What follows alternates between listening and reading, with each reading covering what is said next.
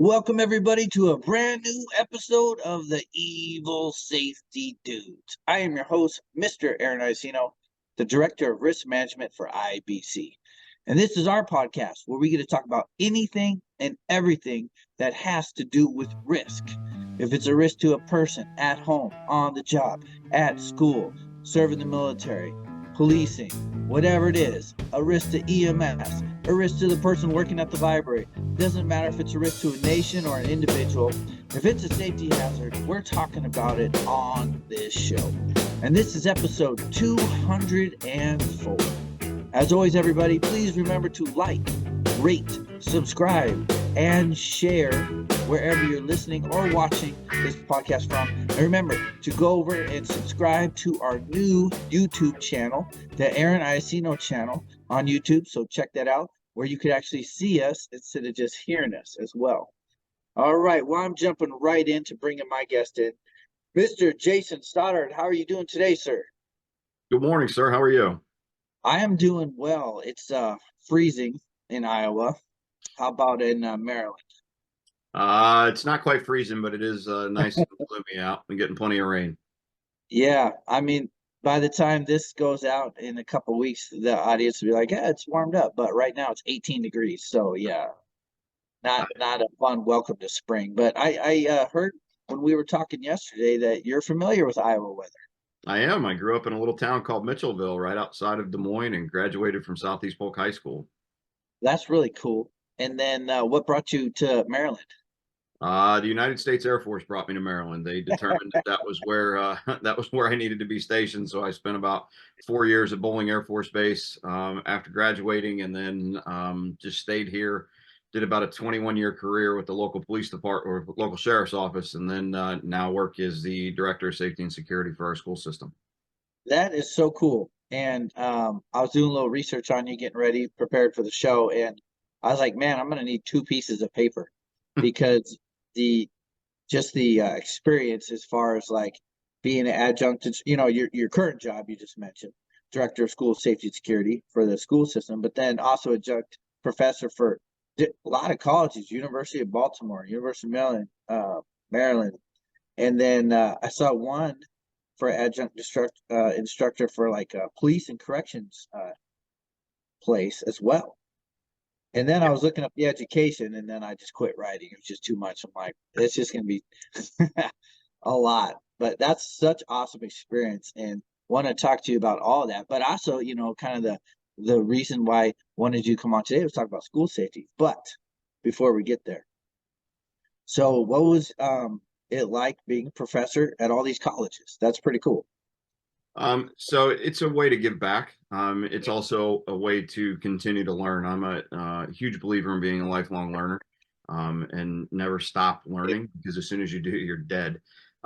So the only way that we challenge our own beliefs, the only way that we learn more about who we are and our belief systems, and why things happen the way that things happen, is to keep studying. So I think it's real important, especially in today's polarized society, that we have professors and people who are molding young minds from all walks of life, so that they're just not hearing what they're siloed one way or the other. One of my big pushes has always been teaching kids how to research, and not just Right. research things that they believe and then finding confirmation bias in that. For So sure. I think that's a huge important role for any professor. And as I went through my college career, there was some that were better than others, and I wanted to make sure I passed that skill that sadly is pretty lost in today's world, it would seem. Definitely. The Ivy Leagues like being it's all in the news right now for all the rapid anti-Semitism that they're allowing on the college campuses, and it goes into safety and security with threats against Jewish students. Um, so that's like big in the news right now. And I was just wondering on, some of your school career, because you're out of the college now, but what in the public side, what is it? High school, middle school, elementary school, stuff like that? Yes, that's what I'm the director of safety and security over our system. We have 40 Nice. we have 41 schools and centers, and service about 28,000 kids, and have about 4,000 employees that work for us. Are you seeing any anti-Semitism on that level, or does it seem to be, in the college is the main issue? So, not being on a college campus, I can't attest to what is going on. I can only attest to what I see in the news media as far as that specific subject goes. As far as what we see in our school system, Charles County is located about 20 minutes south of Washington, D.C. So our demographics, we do not have a large Jewish population. But I am glad to say that I have not seen it, nor have I seen any reports of it since the horrific attacks of the 7th of October. So Okay. in our area, it does not seem to be as pervasive as reported in other locations. All right, well, that's good news. All right, so then you also have experience being in the Air Force. So what'd you do there? I was a security police officer, and then right before I got out, it changed to back to the security forces. So I was a law Okay. enforcement troop and security police from 1994 to 1998. Nice. Help us non-military people out with the terminology, because like we all from TVs and movies, we understand the term MP, like military police. So is that like similar, but is it called something different in different branches? Yeah, every branch has a different way that they put whatever their law enforcement function is. In the Air Force, when I first joined, you had two separate groups. You had a security group and you had a police group. The police group was responsible for conducting police operations on the base. So we responded to 911 calls, responded to all the events, worked the gate, did everything that revolved around having a police department on the base. Shortly before I got out, that all changed, and the Air Force went in a different direction. And basically, the security police became security forces. Their main mission moved from having a law enforcement mission with a separate security mission that worked at bases with airplanes and ballistic missiles and nuclear missiles and things like that, to basically being more centered on the air-based ground defense of the local facility of the facilities. So they basically made the security forces into the grunts of the Air Force. All right. So and then before that, I saw you were a police officer and hazmat instructor. That sounds awesome. How does hazmat work in with the police? So that was after I got out. One of the things that I became interested in after 9/11 uh, was with the increased amount of terrorism that the increased risk of terrorism that the United States was facing, or at least at that point acknowledging, was doing everything that we could do in local law enforcement to better prepare. So that led me down the road of being a plank owner for the local hazmat team that was established shortly thereafter, after 9/11. My place in that was to do most of the WMD, nuclear biological weapons, things like that. So that's in explosives. That's really where I spent most of my time.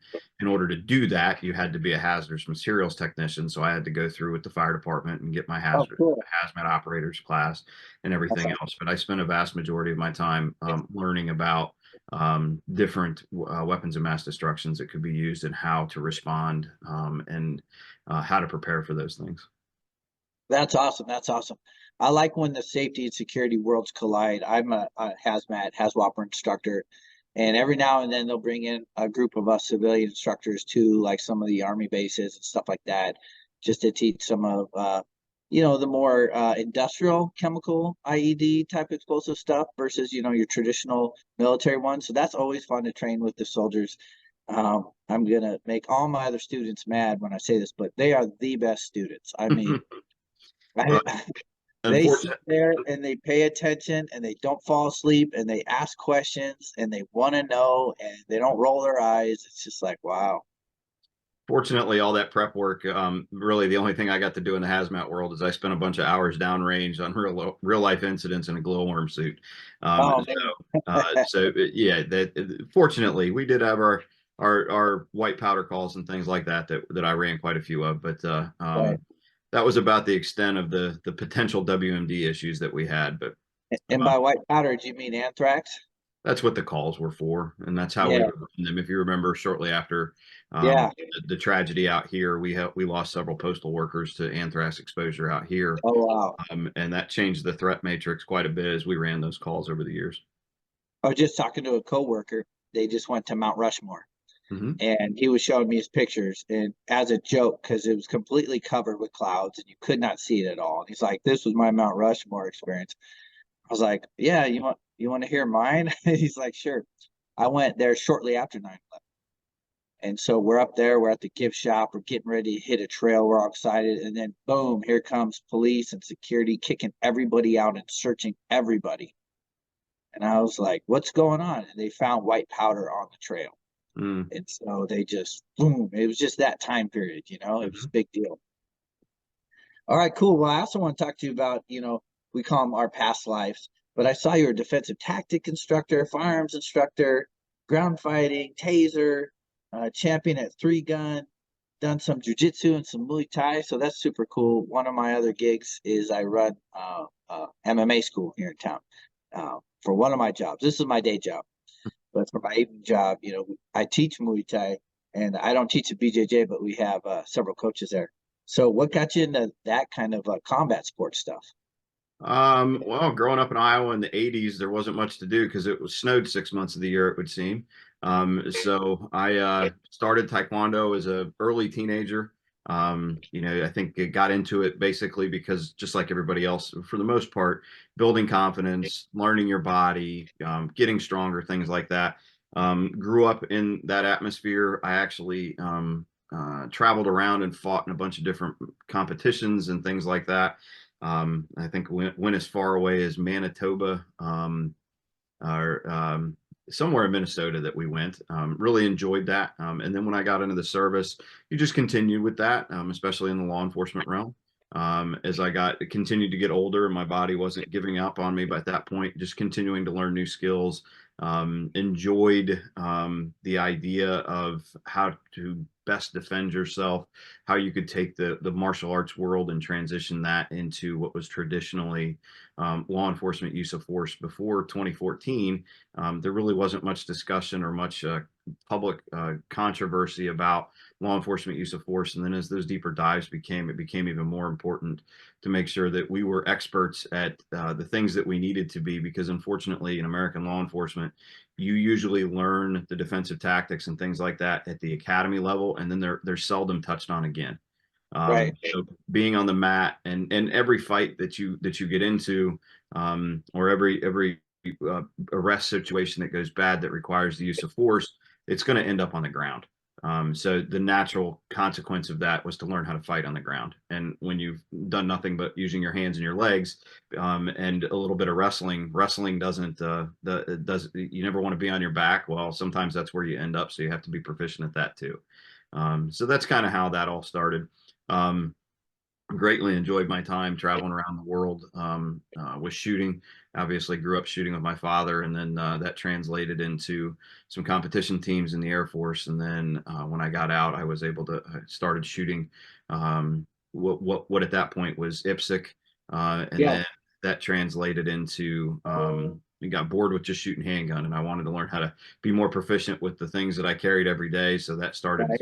and so had the opportunity to actually travel around the world. I shot for a couple different gun manufacturers for a little bit, and then that became a job and no longer fun. So That sounds awesome. So, as far as the martial arts sides, w- when you were in law enforcement, was your martial art training through your day job, or were you going to schools to train to learn that? I was going to a local jiu-jitsu school here.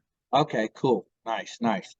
Yeah, I always thought, I'm a defensive tactics instructor as well, and if I had a magic wand, I would make every law enforcement officer proficient in, you know, martial arts, just really, really competent in defending themselves on the ground, on their feet. I really think that would reduce in panic-induced shootings. When cops are really martially competent, they wouldn't look at the gun as an absolutely essential tool for all situations. They could competently, shuck a guy running at them to do a tackle. They could sprawl.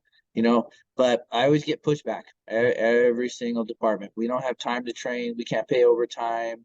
It's always the same mantra. We don't have the money. We don't have the time. And I just wish there was some way to fix that? Have you come across that, kind of being in both worlds, martial art world, law enforcement world, defensive tactical world? Like, how do you solve that issue? I know that's not what we're supposed to talk about today, but it's a big topic. So I think you have to, there's also injury issues, there's time issues, there's all kinds of things. Right. It's an evolution. And just like any large government organization, bureaucracies don't change on a dime.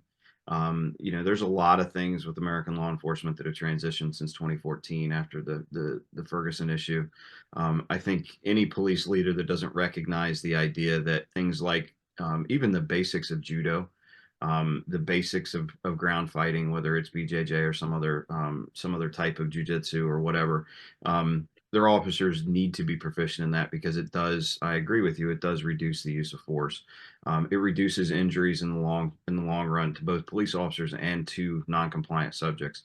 And it will continue to take time. I think we've seen small increases in the amount of ground fighting that is taught within inside of the police world. If you even look at the United States military, the Army, and I know for a fact the Marine Corps has a ground fighting program that they are extremely proud of, that they have belts for, and they have learning objectives and everything else. And that didn't just happen overnight. So I think it's a fight worth continuing, because the desires of the community with American law enforcement continue to evolve, and law enforcement is going to have to meet those desires, because as Robert Peel said, the police the police are the citizens, and the citizens are the police. So Right. to continue to maintain that support, they're going to have to evolve, and I think that evolution is going to include changing the way that they teach defensive tactics, and they continue to teach defensive tactics, and maybe things like providing stipends, providing time off. There's a big push in American law enforcement with officer wellness. Being able to provide some of those things with inside of those programs increases wellness. As you know, when you work out on a mat, when you're rolling around, that family that you create, the endorphins that you get, the For sure. different things that you're learning, those are all healthy things for your body as you get older.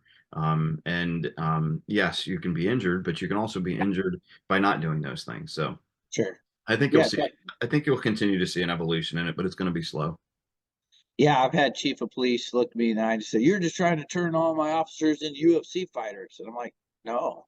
But now I'm like, "Yeah, sure, why not?" I mean, if that if they were all, I mean, I actually don't think the UFC has really great strikers as a whole, but yeah, if they were all like super competent martial artists, yeah, I guess that's what I'm going for. I'm just not looking at it like that, but yeah. Mhm. Awesome. Let's go back to three gun, because some of our audience may not know what that is. So, what's a three gun competition? So basically, I believe under IPSC still, I'm not real sure. There is the ability to use handgun, rifle, and shotgun in a competition. So each stage would have either all three, one or two. It all depended. Some of it was close quarters work with it with like an AR platform. Some of it was far out. As I've been in competitions, did one in Idaho where we were shooting at 600 yards with an AR, which is right at the end of its maximum capacity. Wow. Some of it was 2 feet away. It's basically simulating a combat environment that is scored utilizing different there's different ways to score it, but for the most part, you're utilizing an IPSC target. They add time to your overall time, so you're trying to balance both speed and accuracy. As Nice. you move through that, there's steel. They have clay pigeons for the shotguns. It is a lot of fun. It's a good time. And again, another great group of people that do that. It's a great family atmosphere. So lots of fun things to do in the shooting sports. If you Sounds really real get cool. into it. I teach concealed weapons permit course, and these guys come in thinking, them going on the range, doing an isosceles stance, shooting at a target. They'll put it 50 feet away and they can hit it, and they're like, "I'm ready," and I'm like, it's the opposite of that. Mhm. When you're encountered with sudden intense violence, it's close quarters. It's on the ground. It's nothing to do with your range position. And they don't want to hear that. They want to hear that they're ready, Mhm. 'cause they can put some holes in some paper. So I think that three gun be really good for people who really want to get proficient at, even defending themselves with a firearm. Absolutely. All right, cool. So you got a couple publications out, Thinking Through School Safety, and then you have one on AI supported gun detection in school. Tell me about those. So I think, and again, another thing that anybody who's in public service that wants to give back, we need to learn, we need to be able to write, be able to have these conversations, because it's important that all the skills that we've obtained over our lives that we give back, because we're not always going to be here. So writing is something that, I'm not the best at, but I definitely try. The latest article that I wrote that's been published was in Campus Safety Magazine, and kind of went through our journey of being the first group and the first organization in the state of Maryland to implement an artificially intelligent driven gun detection program on our exterior cameras. And the reason that that's so important is inside the school security space, there's a bunch of different people doing a bunch of different things. And this is a fairly new career field, to be quite honest with you. It's growing. And people need to learn from other people's mistakes, what worked and what didn't work. So you won't find too terribly many articles out there that talk about a school system's journey to put in firearms detection, or to put in artificially intelligence weapons detection, or the implementation of something as simple as a camera technology or a visitor management system or anything like that. And I think we're doing all of ourselves a disfavor. We're not talking about vendors. We're not talking about specific companies that we use. We're trying to talk about what that implementation looks like. And when you look at a school system the size of ours, which we're like the 9th largest school system in the state of Maryland. So there's many that are bigger than us. The largest school system in the state of Maryland has 206 schools. Well, everything being to scale, you have to figure out what you're going to need, how it's going to work, what the ramifications of everything that you put in is. So I'd like to see, and I'm hoping to start a trend where we have more of my colleagues that are willing to write about those things and talk about those things, because we are responsible for taxpayer funds, and we need to be good fiduciaries of those funds, and not just throw money away at things that don't work. Is there organizations where like a bunch of guys like you could get together and talk shop, or is there not really like groups yet about like school safety and security? So there are groups. There's a number of different resources for school systems to use, but there are currently none that are there are none that represent school safety and security directors. That will change very, very soon. Okay. So there's no, like our SROs have have NASRO, which is the National Association of School Resource Officers. There's a number of different school leadership programs, superintendent organizations, things like that. But here very soon there will be a national organization that has stood up to represent school safety and security directors. There are a number of resources from schoolsafety.gov to Pass K-12, which is some provides guidance on building layered security, things like that for schools. What's so interesting about school safety and security is it's a $2 to $3 billion unregulated, taxpayer funded marketplace. And there are very few quote unquote experts. There's a lot of people who say that they are, but there's not very many experts in this. And as a result of that, much of that money gets wasted post tragedies. There are, in most school systems, there are 14,000 school systems in the United States. There's like 35,000 private schools in the United States, and to our knowledge, we've only been able to find 2 states in the country that require schools to have safety and security directors. Wow. Maryland being one, and New Jersey being the other. Wow. There's only 32 states that have some form of a state level school safety organization. For example, in the state of Maryland, we have the Maryland Center for School Safety, which helps provide funding and guidance to the schools in the state of Maryland, resources, things like that. But only 32 states have those, and when you break those 32 centers down, they're not all the same. For example, in the state of Iowa, I believe last year your governor stood up some type of a safe schools program, but in researching them, they just basically are going to be handing out grant money, is the way that it shows on their website. Iowa does not require a school system to have a director of safety and security. And that looks different in every state in the country and in every jurisdiction. I spoke with a superintendent that was in a small county in the state of Michigan that's close to the eastern side of Michigan. He told me that he was a superintendent, but he was a superintendent over 2 schools. And there was 11 different superintendents in the county that he operated in. If you look at, I'm familiar with Polk County in Iowa. If you look at Polk County in Iowa, they have the Des Moines school system, and then you had the Southeast Polk school system. And there's probably, I would guess, 5 to 6 different school systems that all are in Polk County at this point. And every one of those school systems likely needs, in my opinion, needs to have there's somebody who owns school safety in their organization.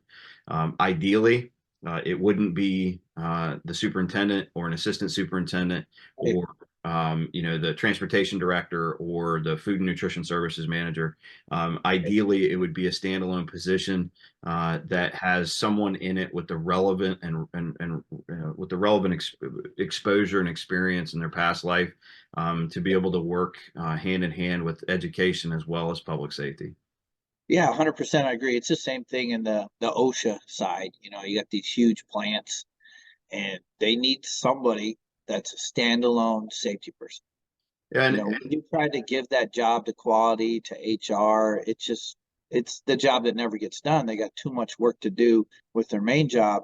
And then I see that in the schools, just like you said, if it was a superintendent, they already got a bunch of stuff on their plate. How much energy and time are they going to spend towards that? correct. And when you really look at things, we, as I said, it's a $2 to $3 billion unregulated business. So there's taxpayer money for it. And there's nobody standing up saying we need a safety and security director to this point. There will be soon.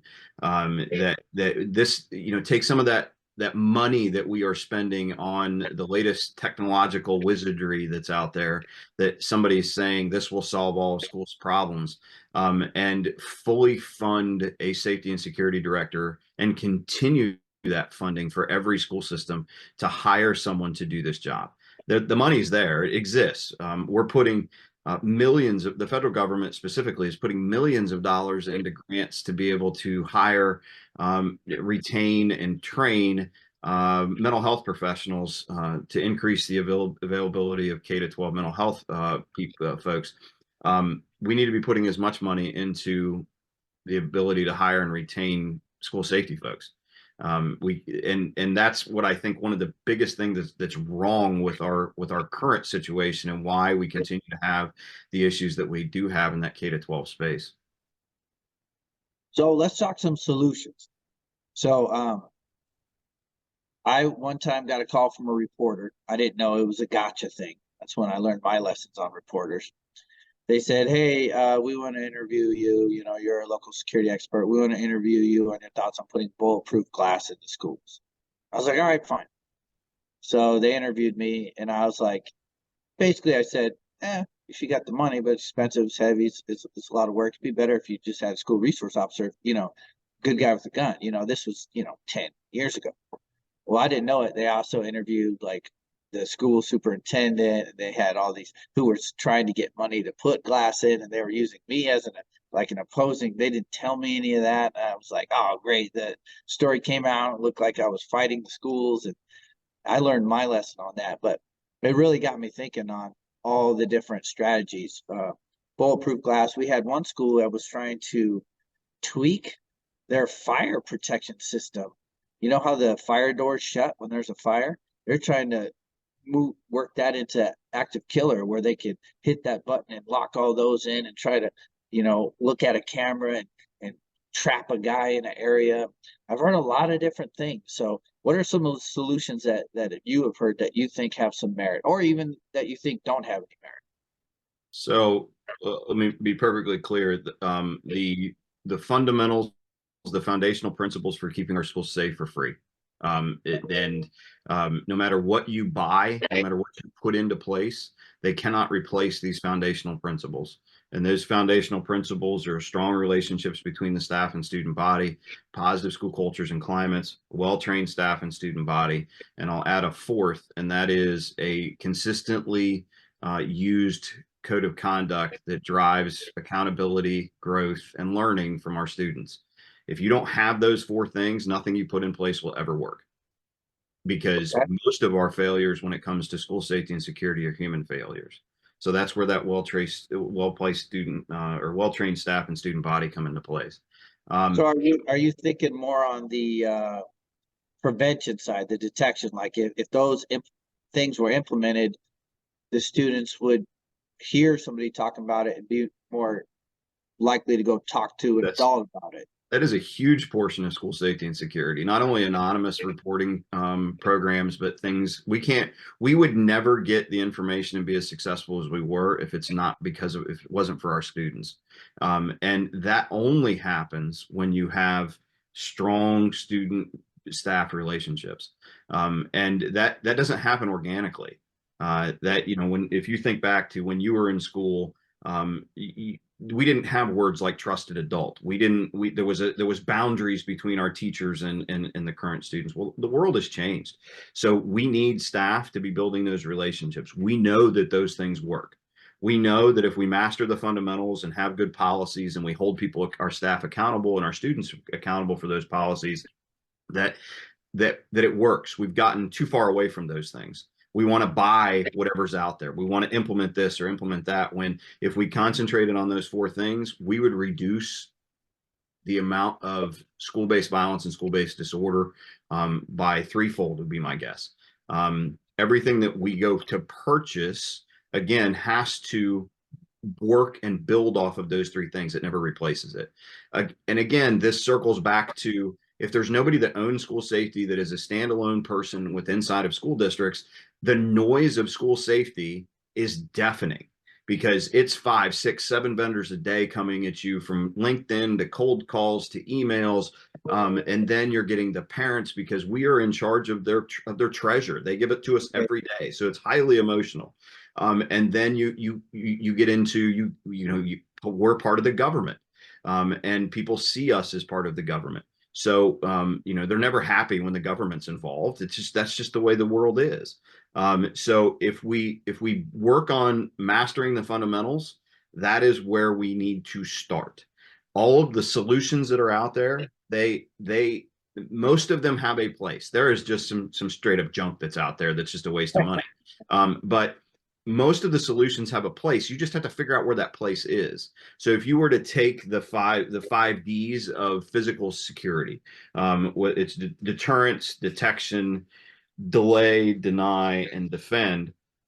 If you were to take those 5 Ds and lay out all the things that your school is doing for physical security standpoint, what you would probably find out is a vast majority of the things that you currently have or that you should have lie in the deterrence area, lie in the detection area, and lie in the defend area.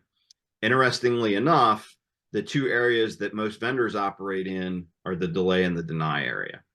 However, if you spend your time in the prevention and the detection of those threats, you don't have to have those big, long, broad categories of delay and deny issues. You have to have some, but you need to have much more in that prevention and the protection, mitigation, or the deterrence and the detection. Definitely. So what I hear is from you is what I preach all the time when it comes to safety. You can't just throw money at the problem. Correct. We can't buy our way out of this. Yeah, you got to do some people work, some culture work, some environmental work, some human to human interaction work. If we have a better society, we'll have less school shootings as well. And that's something that's not really talked about on the prevention side. But I think prevention is key. That's what we try to do, is prevent. It seems like everybody's on the reaction level. What do we do when it happens? Which, I'll admit, I get calls all the time. I do, active killer survival tactics classes. And I tell them up front, I said, okay, yeah, here I am. This is what you wanted, to teach you what to do when one happens. But let's talk about prevention. They don't want to do that, So I think it's also an important discussion to talk about that. We are approaching next month, the 25th year anniversary of the tragedy at Columbine. In those 25 years, there has been a lot of advancement with inside of school safety.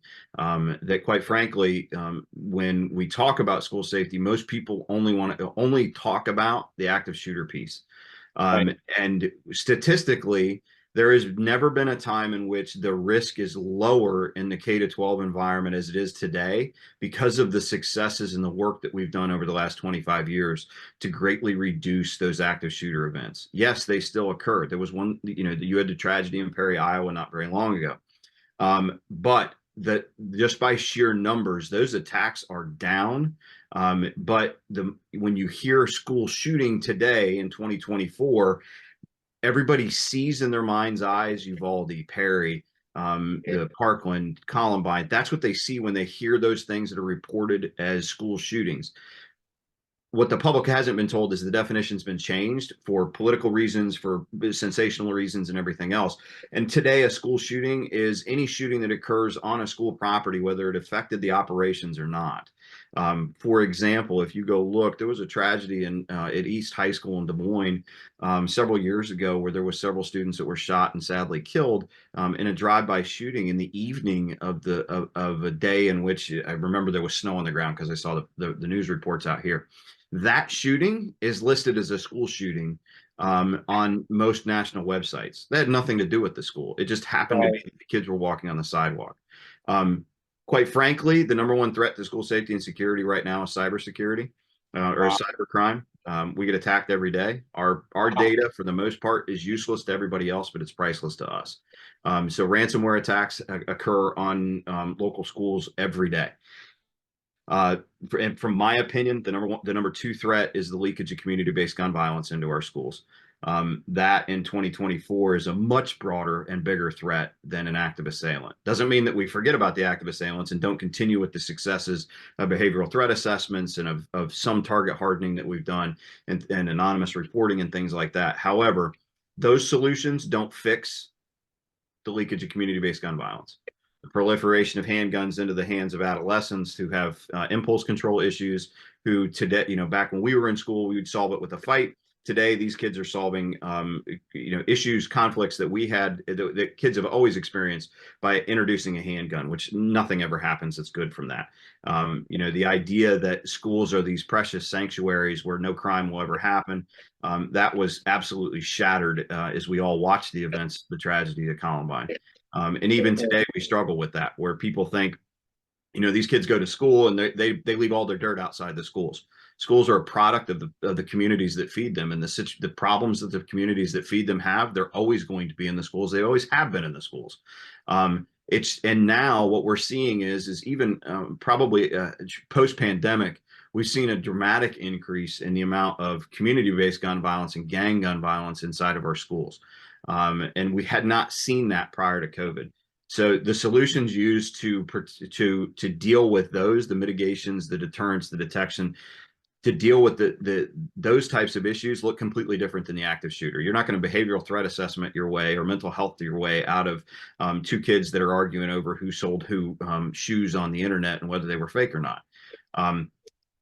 It takes different solutions. Sadly, everybody just wants to talk about the active shooter solution. And Right. those solutions are not wholesale for all of the problems that we face.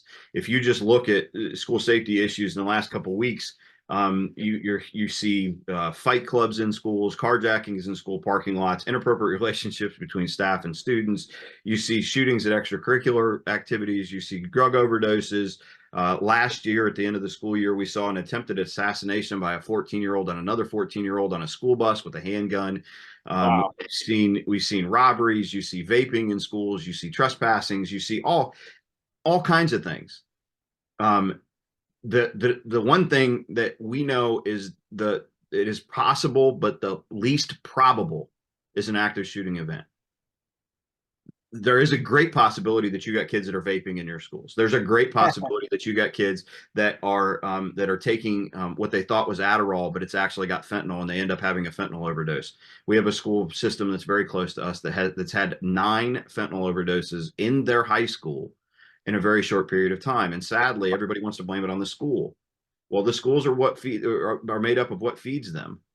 Quite frankly, one of the things that most people don't going down the same lines that you're talking about prevention, school systems struggle with having courageous conversations with their communities. We have our kids for 6.5 to 7 hours a day. And in those 6.5 to 7 hours a day, they don't go to school 5 days a week. They go to school for the most part 5 days a week, but we also know they get, like right now, we're on spring break. So they get a week off in the spring, you get 2 weeks off in Christmas, you get this holiday off, this half day, and everything else. So these kids aren't in school, they're in school 180 days a year for the most part. However, they're not in school for 5 days in a row very often. 7 hours a day, 6.5 to 7 hours a day. And within that time period, we feed them twice. We feed them breakfast and lunch, and we move them 5 to 6 times a day. It's amazing that there's any education that goes on in our schools because we don't have them very long. And then add in COVID with the learning loss, add in every summer when these kids leave, they come back and we spend the first quarter of the year just catching up on what they lost over the summer. Right.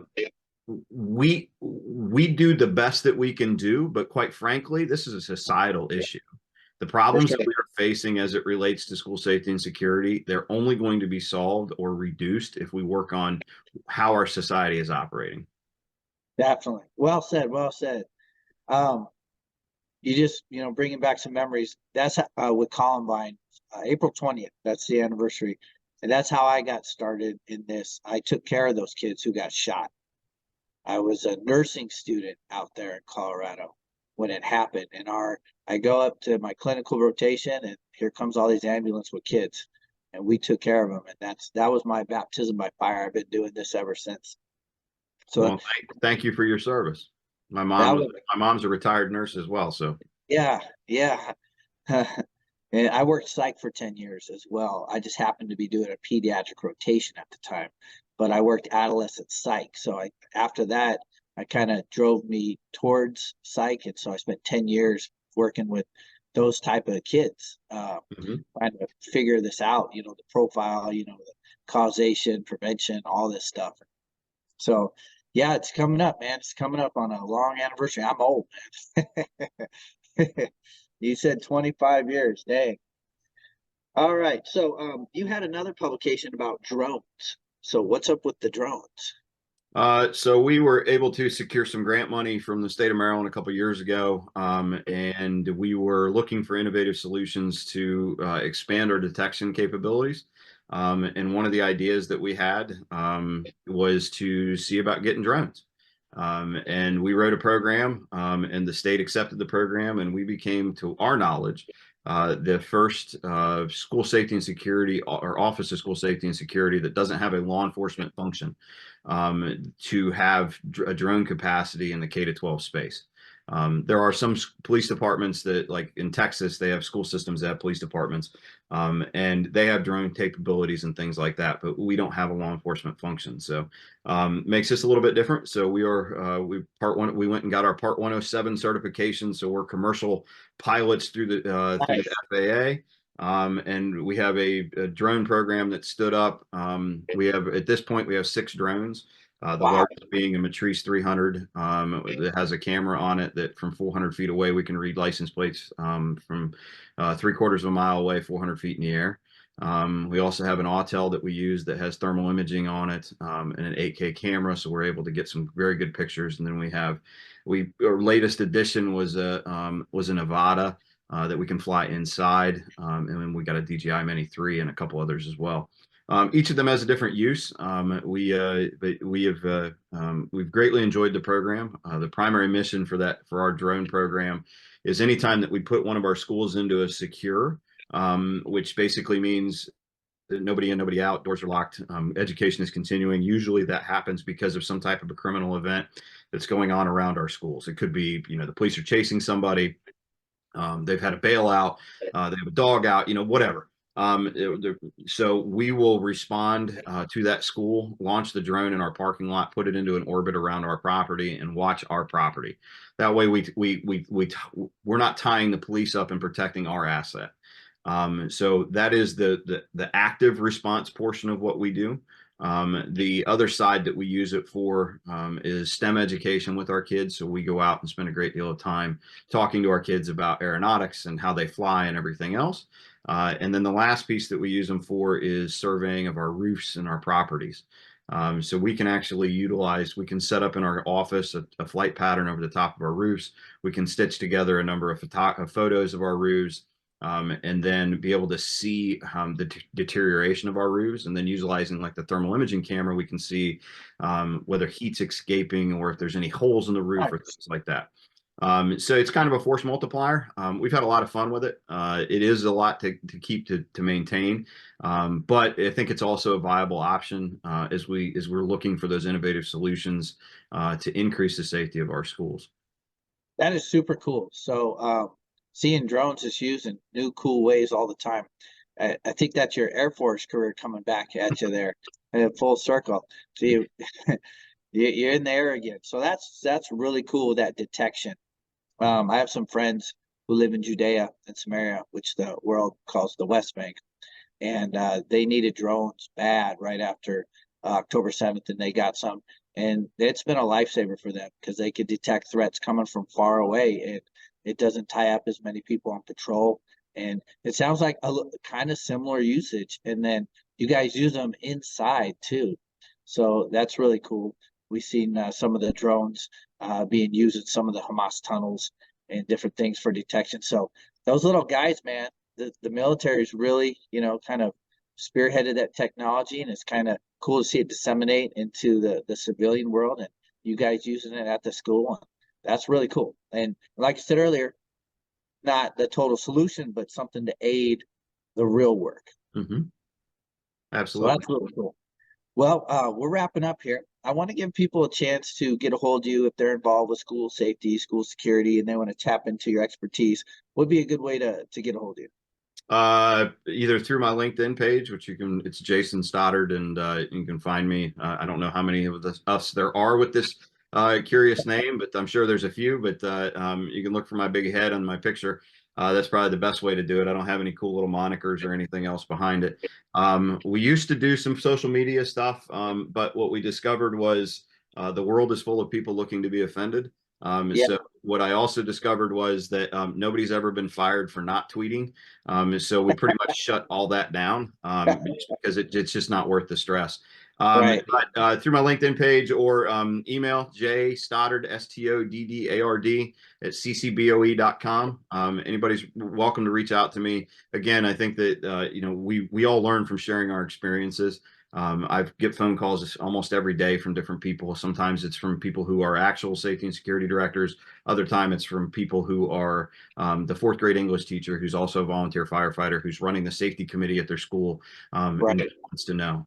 Part of what we need to do is that servant piece, that servant leadership, and passing along what we've learned and the knowledge that we have.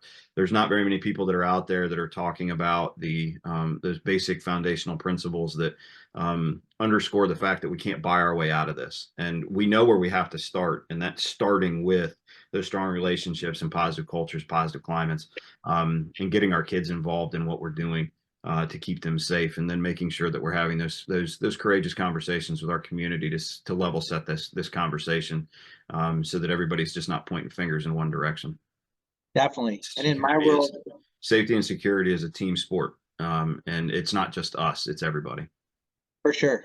And in my world, I'm dealing with school safety. I'm also dealing with industrial safety, construction site safety, and everything you said applies in all those realms. Absolutely.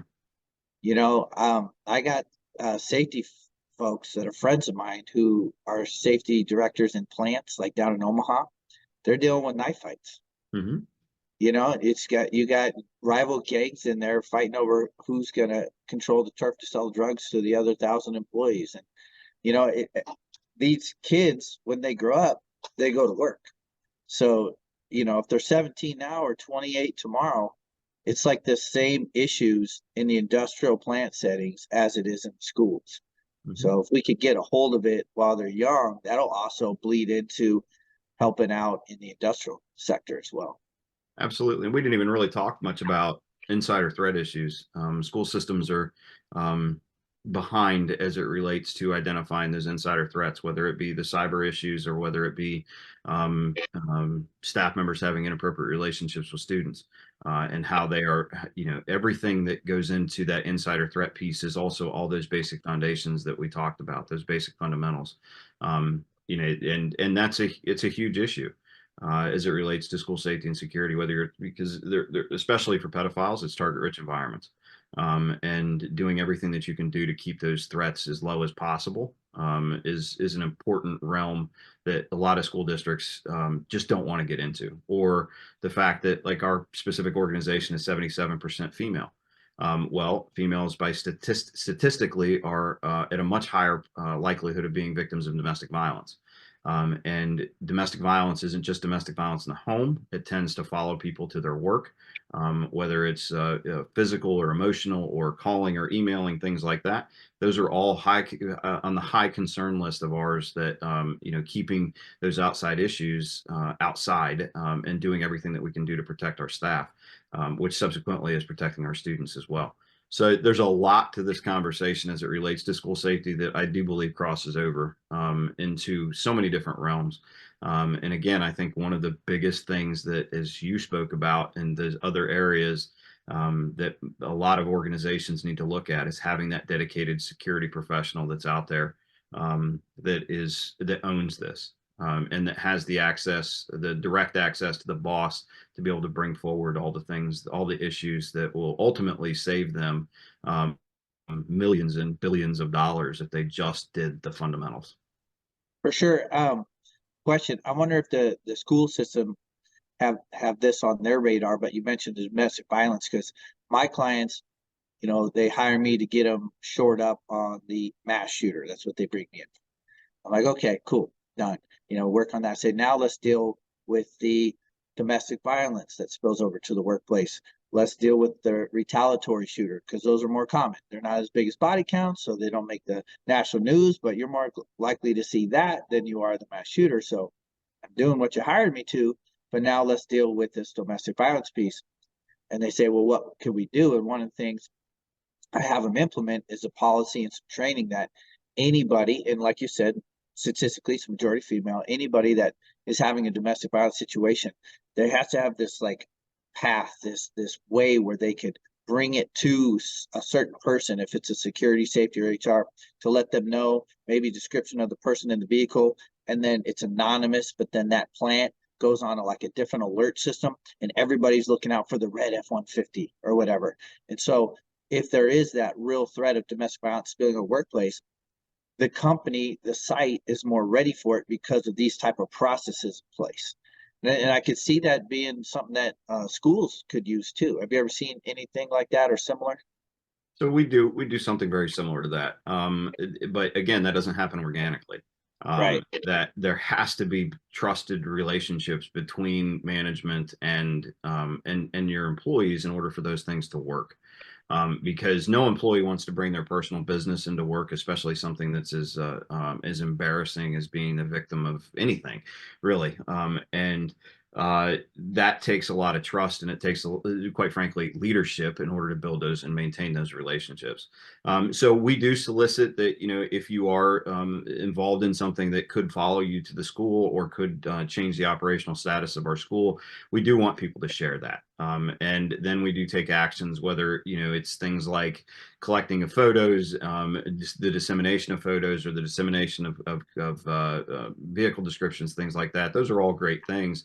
However, keeping in mind, the biggest thing is most people are, they're not cops. They're not security professionals. They're pretty clueless when it comes to watching their surroundings. They just don't do that. Their head's buried in their phone. So ultimately, we want to put into place policies and procedures that are practiced every day. Things like, when somebody calls, you don't confirm whether there's an employee that's at work or not. Things like, when strangers show up, that we have a visitor management system that they will go through, that we have checks and balances in place to when they're showing up, why they are coming there, even if they're the husband and nothing's going on. Would you just simply let a husband come down while school is taking place? Why would somebody come and visit their spouse at school unannounced? Those are all things that, if you put into place daily, when those tragic events are occurring, your policies and processes are already being done every day.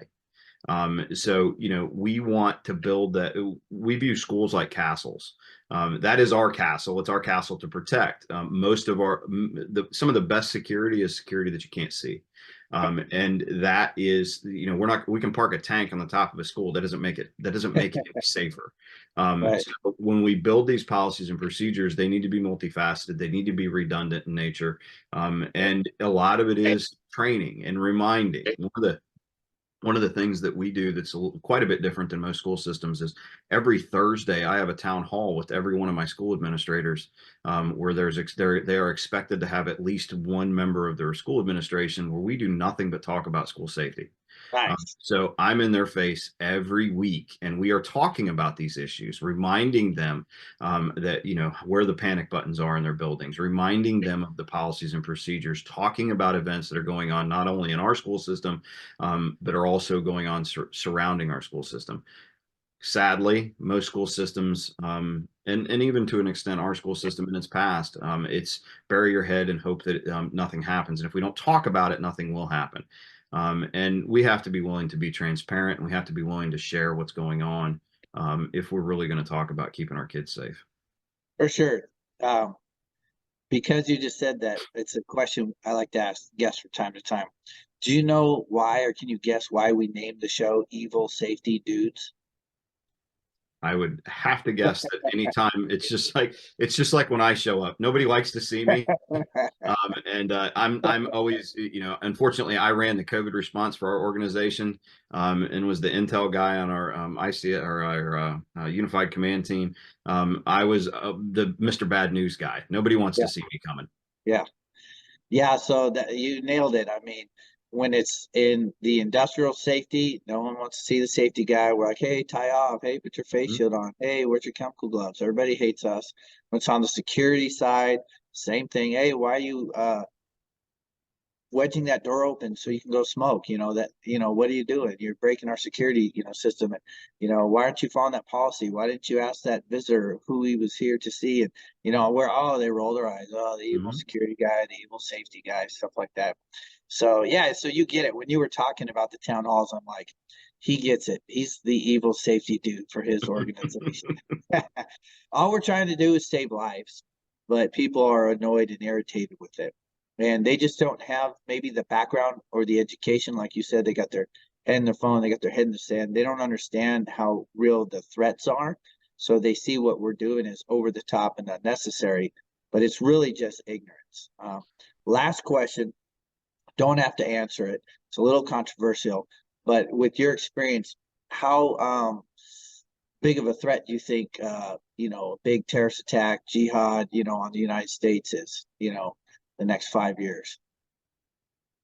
So what I'll offer to that conversation is I think that we've seen, from a number of different reasons, whether it's the increase in what's going on at the southern border, what's going on the instability of what's going on in other countries, the seemingly resurgence of Islamic radicalism. I think that we would be remiss if we did not see what the threat is. I think in our business we talk a lot about probability versus possibility, and I think you're seeing a convergence of probability and possibility, getting increasingly higher. I think, there's been a lot of talking heads on TV that have said, at no time since 9/11 has the risk been higher to the United States. And I think that I agree with that. I think anybody who's watching has to agree to that. That, if you pay attention, the threat matrix only continues to grow. Right, There was a terrorist attack in Russia in the right, early 2000s at Beslan. And believe it or not, that was actually the second attack. There was a similar attack put on by Islamic radicalisms or Islamic radicals in a little town called Mayat in the Philippines.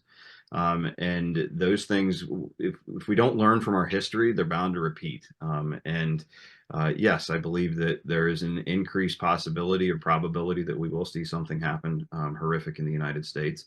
And we all need to make sure that we are doing everything that we can do, working together to prevent that.